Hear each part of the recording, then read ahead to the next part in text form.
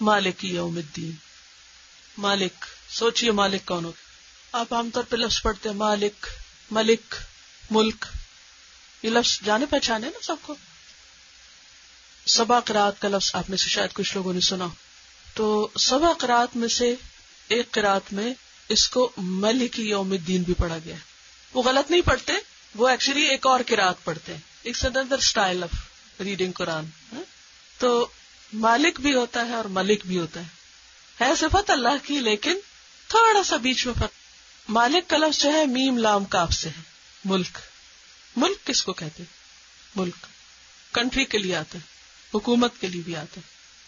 ملوکیت کبھی سنا لفظ؟ خلافت اور ملوکیت نظام حکومت ہے، ملک ہوتا ہے، کنگ ہوتا ہے. تو ملک کا یملک کا معنی ہوتا ہے کسی چیز پہ قابو پانا. تو جو ملک ہوتا ہے، بادشاہ ہوتا ہے، وہ کیا کرتا ہے؟ بعض اوقات قابو ہوتا ہے اس کا اور بعض اوقات نہیں ہوتا. تو جو مالک ہوتا ہے پورا اختیار اور اتھارٹی رکھتا ہے، کامل طور پر، مکمل طور پر اس کی اتھارٹی ہوتی، اونز، اختیار بھی ہوتا ہے اس کا. لیکن ملک جو ہے اس میں اونرشپ تو ہوتی ہے مگر اختیار ضروری نہیں. مالک میں اونرشپ بھی ہے اور اختیار بھی ہے، اتھارٹی بھی ہے. لیکن ملک میں اونرشپ تو ہے لیکن اتھارٹی نہیں. فرق کیا ہے؟ کوئی شخص کسی گھر کا مالک ہے تو کیا ہوتا ہے اس کے پاس؟ میں اس کی مالک ہوں، اس پین کی. جب مالک ہوں تو میں اس کو اون بھی کرتی ہوں اور میرا اس میں اختیار بھی ہے. کیا اختیار ہے؟ چاہوں تو لکھوں، چاہوں تو بند کر دوں، چاہوں تو پھینک دوں، چاہے تو کسی کو تحفے میں دے، جو مرضی کروں. یہ اختیار ہے. مالک کون ہوتا ہے؟ جو مالک بھی ہوتا ہے، اون بھی کرتا ہے اور اتھارٹی بھی رکھتا ہے. لیکن ملک صرف اون کرتا ہے، اتھارٹی ہو بھی سکتی ہے اور اتھارٹی نہیں بھی. اب آپ دیکھیں کہ بہت سے ممالک ایسے اب بھی کہ جن میں ڈیموکریسی کے علاوہ وہاں پر کنگ یا کوئین کا وجود بھی ہوتا ہے. اب کیا کوئین مالک ہوتی؟ ملکہ ہوتی، ٹھیک ہے، مالک نہیں، ملکہ ہے. ہر چیز پر اس کا اختیار نہیں، اس کی مرضی نہیں، ہر چیز پر اس کی اتھارٹی نہیں، حالانکہ اس کو ایک سپریم پوزیشن حاصل ہے. تو اللہ سبحانہ وتعالی کے لیے جب مالک اور ملک دونوں لفظ استعمال ہوتے ہیں تو اس میں بات یہ ہے کہ مالک کے اندر اگرچہ اختیار اور ملکیت دونوں ہے، مگر جو ملک کے اندر وہ ایک گلیمر ہے وہ مالک میں نہیں ہے. مثلا مالک، ایک قلم کا مالک بھی مالک کہلا سکتا ہے. اللہ سبحانہ وتعالیٰ تو پھر ہر چیز کا مالک ہے.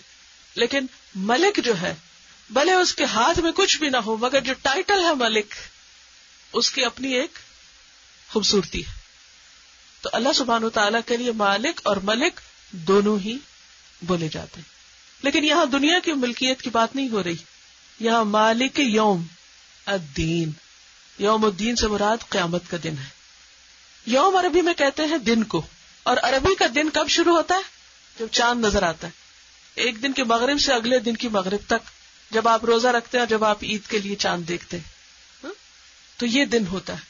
باقی ہم لوگوں کا عام طور پر دن کیا ہوتا ہے؟ سورج نکلنے سے دن شروع ہوتا ہے. اور یہاں پر لفظ آیا ہے الدین. الدین کا لفظ جو ہے یہ دانا یدینو سے ہے، جس کا معنی ہوتا ہے بدلہ دینا. دین کا لفظ آپ نے پڑھا کبھی؟ دین کس کو کہتے ہیں؟ قرض کو. اور قرض چکانا ہی ہوتا ہے. قرض اپنا پیسہ نہیں ہوتا، کیا کرنا ہوتا ہے؟ واپس کرنا ہوتا ہے نا، ٹھیک ہے. تو دانا یدینو دین کہتے ہیں عربی میں بدلہ دینا، کسی عمل کی جزا یا سزا دینے کو. تو دانا یدینو کا مطلب ہوتا ہے بدلہ دینا، کسی عمل کی جزا یا سزا دینا. دین کا لفظ جو ہے عربی میں جزا اور عمل دونوں کے لیے استعمال ہوتا ہے. اور جزا کس چیز کی ہوتی ہے؟ سزا یا جزا کس چیز کی ہوتی ہے؟ عمل کی، ٹھیک ہے. تو دین عمل کا نام بھی ہے اور بدلے کا نام بھی ہے. یہ جو دین اسلام ہے یہ کس چیز کا نام ہے؟ عمل کا نام ہے. مسلمان ہونا نام کا نہیں ہے، کچھ کرنے کا نام مسلمان ہونا ہے. سمجھ آ رہی ہے؟ نہیں آ رہی؟ مشکل لگ رہا. عربی زبان جو ہے اس کو کہتے ہیں لغت الازداد. یہ خوبی صرف عربی میں ہے کہ اسی لفظ کے اندر اپوزٹ میننگ بھی آتا ہے، لیکن کانٹیکسٹ سے پتہ چل جاتا ہے کہ کیا استعمال ہو رہا ہے. اس کی ڈیپتھ کے لیے. مثلا شراء کا لفظ عربی زبان میں خریدنے اور بیچنے دونوں کے لیے آتا ہے. ظن کا لفظ گمان اور یقین دونوں کے لیے آتا ہے. کہاں کیا آتا ہے کانٹیکسٹ سے فوراً پتہ چل جاتا ہے. ایک طرف عربی زبان میں وسعت بہت ہے اور دوسری طرف ایک ہی لفظ کے اندر دو اپوزٹ میننگ بھی آتے ہیں. تو دین کا لفظ عمل اور جزا دونوں کے لیے آتا ہے. اب آپ دیکھیے کہ یہاں پر کہا جا رہا ہے مالک یوم الدین، وہ بدلے کے دن کا مالک ہے. اور بدلے کا دن کون سا ہے؟ قیامت. اس کا مطلب ہے وہ عمل کا دن نہیں ہے. کلیئر؟ اس دن جو لوگ سزا پائیں گے وہ روئیں گے، پیٹیں گے اور کہیں گے یا اللہ ایک دفعہ واپس بھیج ہم کو، آج ہم کو سمجھ آ گئی، اب ہم کچھ کریں گے. ہم سے بتایا جائے گا بس اب تو واپس جا ہی نہیں سکتے. میں بہت چھوٹی تھی جب مجھے اس بات کا پتہ چلا، اور میں آپ سے بھی کہوں گی کہ بچوں کو کبھی بچہ نہ سمجھے، ان کے ساتھ شیئر کرتے رہیں، جو بھی آپ سیکھیں ان کے ساتھ باتیں کیا کریں. بہت چھوٹی تھی تو میرے والد نے مجھے بتایا کہ وقت نہ ضائع کیا کرو نا، وقت استعمال کیا کرو، کیونکہ دنیا میں تو ہم ایک ایک لمحے میں جو کریں گے وہ سب جمع ہوتا جائے گا اور کل اس کا ریوارڈ ہمیں ملے گا. لیکن کل اگر تم کہو گی کہ میں اب کچھ کروں تو پھر کچھ بھی نہیں کر سکتے. تو قبر میں جب انسان جاتا ہے تو 1000 سال بھی رہے تو چاہے 1000 دفعہ روز سبحان اللہ کہے تب بھی اس کو کوئی فائدہ نہیں، کچھ بھی نہیں ملے گا. تو یہی کرنا ہے. تو یہ وقت بہت قیمتی ہے. اور پھر وہ واقعہ بھی بتایا کہ کس طرح جہنم والے روئیں گے، چلائیں گے اور کہیں گے کہ یا اللہ ہمیں واپس بھیج، ہم کریں. تو میں نے کہا اللہ تعالیٰ ایک دفعہ تو واپس کر دینا، شاید وہ بدل جائے. میں بہت دیر سوچتی رہی، پھر واپس نہیں جا سکیں گے، واپس نہیں، واپس نہیں، واپس نہیں. یہ چیز چپک گئی میرے دماغ سے کہ واپس نہیں، عمل نہیں، وہاں کام نہیں کر سکتے. صرف بدلا ہے، جو آج کر رہے ہیں بس وہی ملے گا کل. لہذا ہمیں آج کام کرنا ہے. تو دین کا ایک معنی کیا ہے؟ عمل. اگر دین کو ہم دنیا کے سینس میں لیں تو مطلب کیا ہے؟ ہمیں کیا کرنا ہے؟ عمل کرنا ہے، کام کرنا ہے، کام کام کام. اور کل بدلا بدلا بدلا. دوسرا معنی ہے دین بدلا. تو قیامت کا دن یوم الدین ملا کے پڑھیے آپ. ٹھیک ہے؟ تو یہاں پر کانٹیکسٹ میں کیا پتا چل رہا ہے کہ یوم الدین سے مراد عمل کا دن نہیں ہے. کون سا دن ہے؟ بدلے کا دن ہے، یعنی قیامت کا دن ہے. قیامت کے دن صرف بدلا ہے. یہاں صرف معنی کیا جائے گا بدلے کا. ٹھیک ہے؟ بدلے کا دن. اور بدلے کا دن کون سا ہے؟ قیامت کا دن. مالک یوم الدین، یوم الدین کا مالک ہے، بدلے کے دن کا مالک ہے. صرف وہی مالک ہے، کوئی اور نہیں. کیونکہ قرآن مجید میں آتا ہے لِيُنذِرَ يَوْمَ الطَّلَاقِ يَوْمَ هُمْ بَارِزُونَ لَا يَخْفَى عَلَى اللَّهِ مِنْهُمْ شَيْءٌ لِمَنِ الْمُلْكُ الْيَوْمِ لِلَّهِ الْوَاحِدِ الْقَهَّارِ الْيَوْمَ تُجْزَى كُلُّ نَفْسٍ بِمَا كَسَبَتْ لَا ظُلْمَ الْيَوْمِ إِنَّ اللَّهَ سَرِيعُ الْحِسَابِ. سورۃ غافر آیت 15 سے 17 تک، 15 to 17. گھر جا کے آیت نکال کے ترجمہ بھی لکھ لیجئے، اب اس وقت لمبا ہو جائے گا. سورۃ غافر 15 to 17. اب ایک بات اور، سورۃ المؤمن کو غافر بھی بولتے ہیں. تو عربی مصحف میں غافر ملے گا اور اردو مصحف میں المؤمن ملے گا. ٹھیک؟ جیسے سورۃ فاتحہ کے نام ہے نا، ایسے سورتوں کے بھی نام ہے. آیت کا مطلب کیا ہے؟ تاکہ وہ خبردار کرے یوم الطلاق یعنی قیامت کے دن سے، یوم ہم بارزون، جس دن وہ بالکل سامنے ہوں گے، لا یخفی علی اللہ منہم شیء، اللہ سے ان کی کوئی چیز چھپی ہوئی نہ ہوگی. یعنی قیامت کے دن ہم سب کس حال میں ہوں گے کہ ہمارا کچھ بھی چھپا ہوا نہ ہوگا. اس دن پکارا جائے گا لمن الملک اليوم، آج بادشاہت کس کی ہے، آج مالک کون ہے؟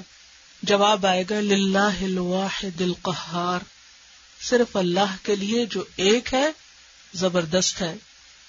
الیوم، آج کے دن، تجزا کل نفس، بدلہ دیا جائے گا ہر نفس کو. اب آپ نے جو سوال کیا تھا کہ دین کا معنی ہم یہاں بدلہ کیوں کر رہے ہیں جبکہ عمل بھی معنی ہے، تو اس کی وضاحت ہمیں اس آیت سے ہوتی کہ یہاں دین کا معنی جزا ہے. کیونکہ الیوم، آج کے دن، تجزا کل نفس، ہر نفس کو جزا ملے گی، بما کسبت، جو بھی اس نے کام کیے، لا ظلم اليوم، آج کسی پر ظلم نہ ہوگا، ان اللہ سریع الحساب، بے شک اللہ جلد لینے والا ہے حساب، حساب بہت جلدی کر لے گا. حدیث میں آتا ہے کہ دنیا کے دن کے ظہر کے وقت تک سب انسانوں کا حساب پورا ہو جائے گا، اتنی تیزی سے حساب ہوگا. آج ہمارے تیز سے تیز ترین کمپیوٹر کتنی تیزی سے کیلکولیشنز کرتے ہیں؟ کچھ بھی نہیں اس کے مقابلے میں جو قیامت کے دن ہر ایک کے زندگی کے ایک ایک لمحے میں جو جو کچھ اس نے کیا سب کی کیلکولیشن ہو جائے گی. ہر چیز کو گن کے رکھ دیا جائے گا. کتنے سچ بولے, کتنے جھوٹ بولے, کتنی خیانت کی, کتنا دھوکہ دیا, کیا کتنی نمازیں پڑھی, کتنی نہیں پڑھی, کتنی کس کوالٹی کی تھی. اتنی تیز سپیڈ سے حساب ہوگا کہ پوری کی پوری مخلوق جو اول سے آخر تک ہے ان سب کا آدھے دن میں اللہ حساب کر کے ختم کر دے گا. اوکے جاؤ جہاں جہاں جانا ہے. اب ہو سکتا ہے آپ سوچے کہ تو 50,000 سال کا ہم نے سوچا تھا. وہ حساب میں 50,000 نہیں لگیں گے, وہ انتظار میں ہوں گے. اصل میں وہ مالک ہے, جیسے کسی کے ساتھ چاہے معاملہ کرے, باقی سب مملوک ہیں. ہاں ہمیں اچھی امید رکھنی چاہیے کہ مومن بندے کی جو اللہ سے محبت کرتے ہیں ان سے اللہ کی ملاقات پرائیویٹ ہوگی. اللہ تعالیٰ چھپا کے ان سے بات کرے گا اور ان کو نہیں دیکھنے دے گا کیا بات ہو رہی ہے. اور پھر اللہ تعالیٰ فرمائے گا میں نے دنیا میں تجھے ڈھانپا تھا نا. جب اللہ تعالیٰ اس کو کھولے گا اتنا کچھ تو بندہ سمجھے گا میں ہلاک ہونے لگا, میں بچ ہی نہیں سکتا, اتنے گناہ کیے میں نے. تو اس وقت جس کو اللہ معاف کرنا چاہے گا تو اللہ تعالیٰ فرمائے گا میں نے تجھے دنیا میں بھی ڈھانپا تھا, تیرے عیبوں پہ پردہ ڈالا, تجھے یہ غلطی کی تھی نا, یہ بھی کوئی نہ نہیں کرے گا, جو کیا ہوگا سب مان جائیں گے. پھر اللہ تعالیٰ کہے گا جاؤ اب بھی ڈھانپتا ہوں, تو چھپا کے واپس. لیکن کسی کے پاس کوئی گارنٹی نہیں, کیونکہ مالک وہ ہے. مالک یوم الدین کا مطلب یہ کہ سب اس کے ہاتھ میں. اس سے پتہ کیا چلتا ہے کہ ہم سب کو اس کے لیے خالص ہو جانا چاہیے, اس سے دوستی پکی کر لینی چاہیے, تنہائی میں اس سے باتیں کرنی چاہیے. کیونکہ جس سے محبت ہوتی ہے تو کیا دل چاہتا ہے اکیلے میں اس سے بات کرے, وسپر کرے. جس کو اللہ سے محبت ہوتی ہے اس کا دل نماز میں لگنے لگتا ہے, پھر اکیلے رہنا اس کو اچھا لگنے لگتا ہے, پھر اس کا دل چاہتا ہے میں اکیلے میں اللہ سے باتیں کروں. کہ اللہ ایک دن قیامت کے دن بھی اسی طرح مجھے تجھ سے اکیلے ملاقات چاہیے, مجھے کسی اور کے ساتھ نہیں مل, مجھے کسی کے سامنے رسوا نہ کرنا. ولا تخزنا یوم القیامہ, دعا مانگتے نا اللہ میں دوسروں کے سامنے ہماری بےزتی نہ کرنا. ہم واقعی بہت گناہگار ہیں, وہاں ہمارا یہ پرچہ نہ کھول کے کسی کو دکھانا. اور یہ وہ لوگ ہوں گے جو دنیا میں دوسروں کے عیب ڈھانپتے ہوں گے, چھپاتے ہوں گے, دوسروں کو بدنام نہیں کرتے. تو ہم کو وہ اخلاق اختیار کرنا ہے اور وہ عادتیں یہاں ڈالنی کہ جس کی وجہ سے اللہ تعالیٰ ہم سے محبت کرے, اور ہم جب اللہ سے ملے تو ہم کو چھپا کے بس اسی طرح لپیٹ کے ہماری گندگی بند کر کے اور ہم کو معاف کر دے. لیکن کسی اور کے ہاتھ میں اختیار نہیں ہوگا. مالکی یوم الدین, وہ خود مالک ہوگا. سب بندے وہاں پر بندے ہوں گے. حدیث میں آتا ہے کہ لوگ ننگے پاؤں بے لباس اٹھائے جائیں گے, ننگے پاؤں اور بے لباس. حضرت عائشہ نے کہا کہ پھر ہمیں شرم نہیں آئے گی, پھر لوگ ہم کو دیکھیں گے. عائشہ کس کو ہوش, کون کس کو دیکھے, کوئی کسی کو نہیں دیکھے گا. اب حشر کا میدان ہے, ذرا سوچئے تھوڑی دیر کے لیے. نہ کپڑا ہے جسم پہ اور نہ پاؤں میں کچھ ہے. یہ ہے نا عبد, یہ ہے نا ہم بندے, یہ ہماری حقیقت, یہ ہماری حالت. اور اس طرح ہر ایک سامنے اللہ کے آئے گا. کوئی کسی کے پیچھے اوٹ میں چھپ کے. دنیا میں تو جب ہم کسی سے بچنا چاہتے ہیں نا تو پیچھے ہو کے نکل جاتے ہیں, وہاں کوئی ایسے نہیں کرتے. وہاں دنیا میں تو انسانوں سے واسطہ ہے, وہاں اللہ سے واسطہ ہے. تو اس سے ہمیں یہ پتہ چلتا ہے کہ دنیا میں جو مالک بنے ہوئے وہاں وہ بھی بندے ہوں گے. جیسے ربۃ البیت, گھر کی مالکہ دنیا میں عورت ہوتی ہے, لیکن قیامت کے دن ماں اور بچہ ایک ہی جگہ پر ہوں گے. استاد شاگرد ایک ہی حال میں, سب کے کپڑے اترے ہوئے ہیں, سب کی عزتیں برابر ہیں. بڑے بڑے بادشاہ اور حقیر غلام سب ایک لائن قطار میں. صرف عزت اگر کسی کے پاس ہے تو تقوی کی وجہ سے اور اچھے عمل کی وجہ سے ان کو عزت دی جائے گی. اور ان کی تفصیل آتی ہے کون کون اللہ کے خاص بندے ہوں گے جو عرش کے سائے تلے ہوں گے اور نور کے ممبروں پر ہوں گے, اور ان کو عزت اور مقام بخشا جائے گا. تو بہرحال وہ مالک ہے یوم الدین کا. تو اس آیت سے ہمیں یہ پتہ چلتا ہے کہ قیامت کے دن کا حساب برحق ہے. دین کا مطلب ہی ہے جزا دینا, بدلہ دینا. یعنی قیامت کے دن آئے گا اس لیے کہ لوگوں کو بدلہ دیا جائے. کس چیز کا؟ جو وہ آج دنیا میں کر رہے ہیں. کیونکہ اللہ نے ہم کو بیکار نہیں پیدا کیا. یہاں افحسبتم انما خلقناکم عبثا, کیا تم سمجھتے ہم نے تم کو یہ بیکار پیدا کر دیا؟ وانکم الینا لا ترجعون, اور تم ہماری طرف واپس نہیں لوٹائے جاؤ گے. نہیں, ایسا نہیں ہوگا, واپس آؤ گے. ہم ہر وقت تو کہتے ہیں انا للہ و انا الیہ راجعون. اس کا کیا مطلب ہے؟ اللہ نے آسمان و زمین کو بیکار نہیں بنایا. کائنات کی کوئی چیز, آسمان و زمین کچھ بھی بیکار نہیں ہے, سب کا ایک مقصد ہے. اور سورۃ القیامہ میں اللہ تعالیٰ فرماتے ہیں یحسب الانسان ان یترک سدی, کیا انسان سمجھتا ہے کہ اس کو ایسے ہی چھوڑ دیا جائے گا، بیکار چھوڑ دیا جائے گا، اس کا حساب نہیں لیا جائے گا، پوچھا جائے گا اس سے. اور سورۃ انشقاق آیت 6 میں آتا ہے یا ایھا الانسان انک کادح الی ربک کدحا فملاقیہ. اے انسان تو آہستہ آہستہ اپنے رب کی طرف جا رہا ہے، کشاں کشاں. ہر قدم ہمارا کس طرف جا رہا ہے؟ زندگی کا ہر دن کس طرف جا رہا ہے؟ اللہ کی طرف. فملاقیہ، پھر اس سے ملو گے تم، ملاقات ہونے والی. ہر ایک کو ملاقات کرنا ہے. کچھ تو ملاقات کریں گے خوش ہو جائیں گے، اور کچھ ملاقات کریں گے شرمندہ ہوں گے. اللہ تعالیٰ کہ اتنا کچھ تجھے دیا تھا، تیرے پاس اتنا وقت نہیں تھا کہ تو میرے سے ملاقات کی تیاری کرتا. مالک یوم الدین. اور ایا کا بھی دراصل 2 لفظ ہیں، ایا اور کا 1 لیٹر ہے لیکن پورا معنی دیتا ہے.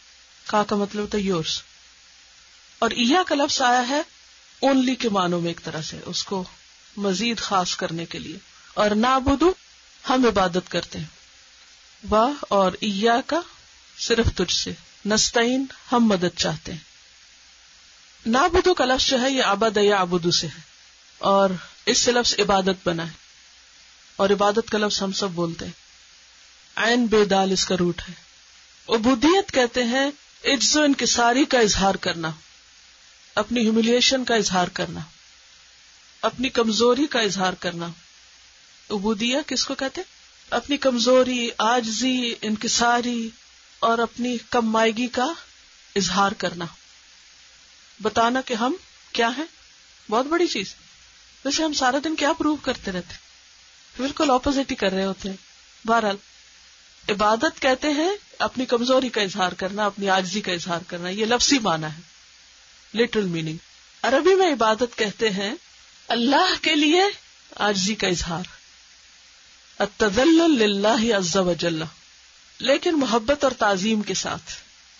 ٹھیک ہے. دیکھیے ہم سب عبادت کے لیے پیدا ہوئے ہیں.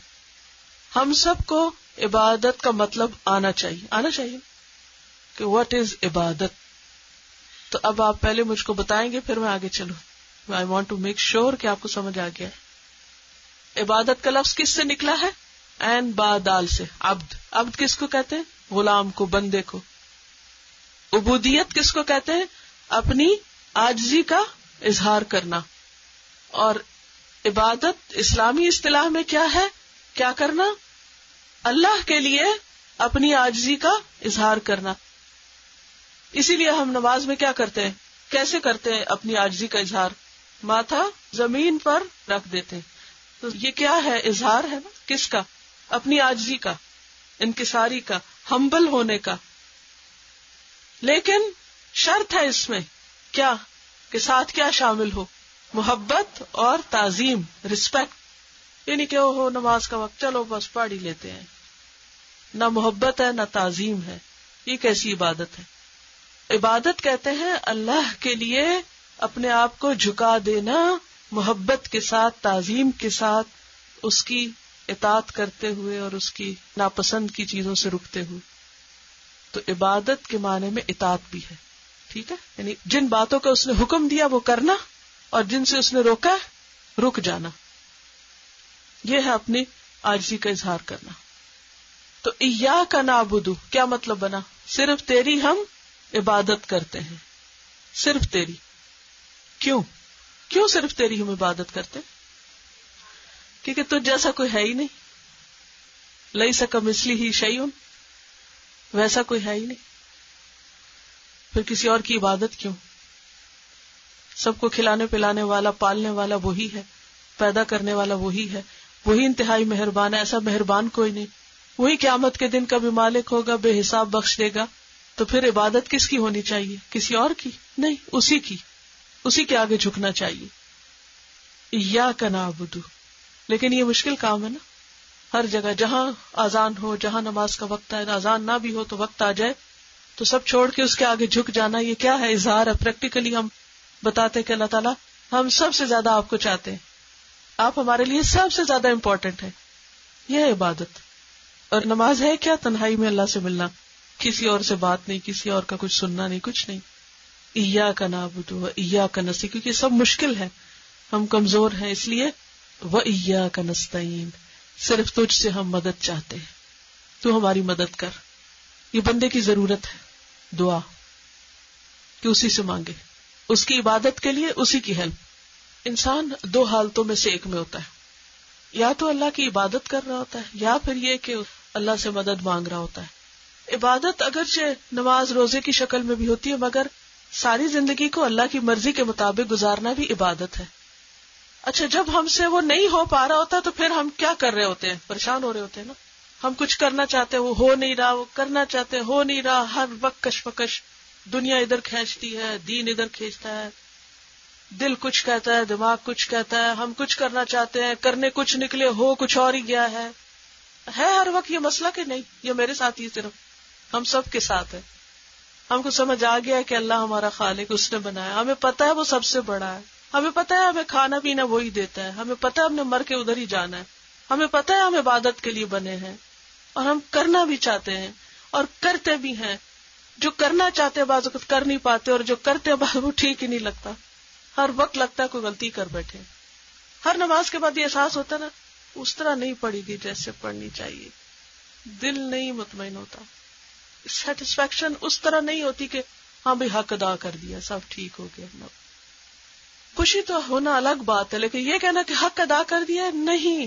اگر کوئی شخص پیدائش کے دن سے لے کے موت تک بھی سجدے میں پڑا رہے تو وہ اللہ کا حق ادا نہیں کر سکتا، جتنا مرضی اچھا سجدہ، مگر وہ دل میں جو کمی رہتی ہے، اپنی کمزوریوں کا احساس. اصل میں عبادت ہے بھی اسی چیز کا نام نا، کہ اپنی کمزوری کا اظہار کیا جائے کہ اللہ میں تو کر نہیں سکتا، میں کر رہا ہوں مگر میں قابل کسی نہیں ہوں. تو پھر فوراً ضرورت کس کی پڑتی، پھر تو کرا لے ہم سے، تو قبول کر لے، جتنا بھی کیسا بھی کیا ہم نے ٹوٹا پھوٹا، پھر تو اسے ایکسپٹ کر لے. ٹھیک ہے، یہی ہے ایاک نعبد و ایاک نستعین، یا ادھر ہے یا ادھر ہے. ہاں جب غلطی کر بیٹھتے ہیں یا جو کرنا چاہیے تھا نہیں کرتے، پھر بھی استغفار کی ضرورت ہوتی، پھر وہ دل میں معافی مانگتے رہتے ہیں، اللہ ڈر لگتا رہتا ہے تو پکڑنا نہیں، بس ہو گیا، نہیں کر پاتے، مجبوری ہے. دعا کرنے کا مطلب صرف یہ نہیں ہوتا کہ آپ ساری دنیا کے کام چھوڑ کے کوئی مصلی ڈال کے بیٹھے اور دعا کریں.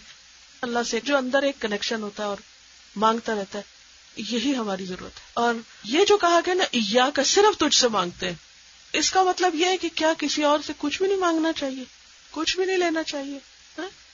یا مانگ سکتے ہیں کسی سے کچھ؟ اگر میں کہوں پلیز مجھے پانی لا دے تو از اٹ رانگ؟ ابھی تو آپ کہہ رہے نہیں مانگ سکتے، اور ابھی ہم کہہ رہے ہیں صرف تجھ سے مانگتے ہیں، اور پھر کسی اور سے پانی بھی مانگنے لگتے ہیں. اللہ تعالیٰ میں خود کہتا تعاونوا علی البر والتقوی، نیکی اور تقوی کام، ایک دوسرے کی مدد کرو، اپنے بھائی کی مدد کرو، کسی مظلوم کی مدد کرو. پھر ہم کہتے ہیں ہم تجھ سے مدد چاہتے ہیں، تو پھر یہ کیا ہے؟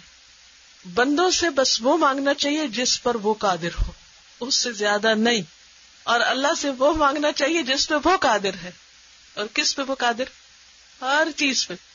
بندوں سے وہ نہیں مانگنا چاہیے جو بندوں کے ہاتھ میں نہیں. ٹھیک ہے، یہ ہے اس کا مطلب. مثلا کسی کی زندگی کس کے ہاتھ میں، کس سے مانگنی چاہیے؟ صحت کس کے ہاتھ میں؟ کیا ہم کسی ڈاکٹر سے کہہ سکتے آپ مجھے صحت دے دیں؟ نہیں. لیکن یہ کہہ سکتے دوا دے دے، کیونکہ وہ دوا دے سکتا، صحت نہیں دے سکتا. اسی طرح اور چیزیں بھی. تو جو اللہ کے ہاتھ میں ہے اس کے لیے کسی بندے پہ توقع رکھنا جو ان بیچاروں کے پاس ہے ہی نہیں. ہم بعض اوقات دوسرے سے ایکسپیکٹیشن رکھتے نا، یہ کر دے گا، وہ کر دے گا، پھر وہ نہیں کرتا، پھر ہم ناراض ہو جاتے. نو، ہم کیوں مایوس ہوتے ہیں ہر وقت، فرسٹریٹ ہوتے ہیں؟ کیونکہ بندوں سے ہم وہ ایکسپیکٹ کر رہے ہوتے ہیں جو ان بیچاروں کے پاس ہے ہی نہیں. جس طرح ہمیں یہ سمجھ آ جائے ساری فرسٹریشن ختم ہو جائے اور ہر ایک کو معاف کر سکے. ہم بندوں سے تعلقات بھی اس وقت اچھے ہوں گے جب ہمارا عقیدہ صحیح ہوگا. جب وہ نہیں کر سکے گا، ہمیں پتہ ہے وہ بیچارہ ہے، نہیں کر سکتا، وہ کمزور ہے. عام طور پہ ہماری مشکل کیا ہوتی ہے؟ جب ہم چھوٹے ہوتے ہیں ہم اپنے ماں باپ کو خدا سمجھے بیٹھے ہوتے ہیں، ہر چیز سمجھتے ہیں، ماں باپ تو ہر چیز کر لیں گے، ہمیں کر کے دینا چاہیے. اچھا، شادی کے بعد ہم کیا سمجھتے ہیں؟ ہر چیز میاں کے ہاتھ میں، سب وہ کر سکتے. اچھا، بعض لوگ تو بہت سمجھدار ہو گئے، وہ نہیں سمجھتے، وہ کہتے ہیں ہر چیز ہمارے اپنے ہاتھ میں، ہم خود جاب کر سکتے ہیں، ہم انڈیپینڈنٹ ہیں، ہمارے ہاتھ میں ہے. لیکن سب کچھ ہمارے اپنے ہاتھ میں بھی نہیں ہے. تو اوور کانفیڈنٹ ہونا یا کسی پہ اتنا توکل کر بیٹھنا کہ بس یہ تو میرا آقا ہی ہے اور ہر چیز اسی کے اختیار میں ہے، یہ سب غلط ہے.